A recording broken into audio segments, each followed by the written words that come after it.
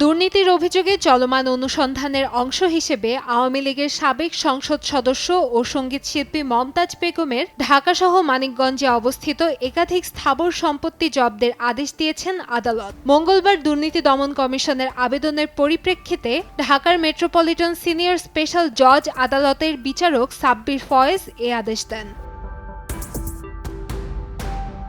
আদালত সূত্রে জানা গেছে, জব্দ হওয়া সম্পত্তির মধ্যে রয়েছে রাজধানীর মহাখালী ডিওএইচএসে অবস্থিত একটি ৫তলা ভবন, মানিকগঞ্জের সিংগাইর উপজেলায় ২টি দোতলা বাড়ি এবং মানিকগঞ্জ সদর এলাকায় একটি ৪তলা বাড়ি। পাশাপাশি পূর্বাচলে ৯ কাঠা আয়তনের একটি প্লটও জব্দের আওতায় এসেছে।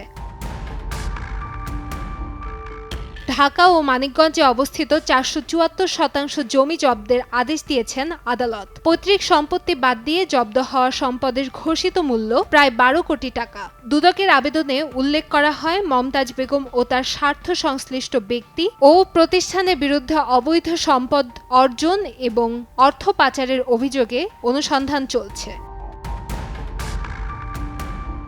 ২০২৪ সালের ৫ আগস্ট আওয়ামী লীগ সরকারের পতনের পর থেকে আত্মগোপনে ছিলেন সাবেক এই সংসদ সদস্য।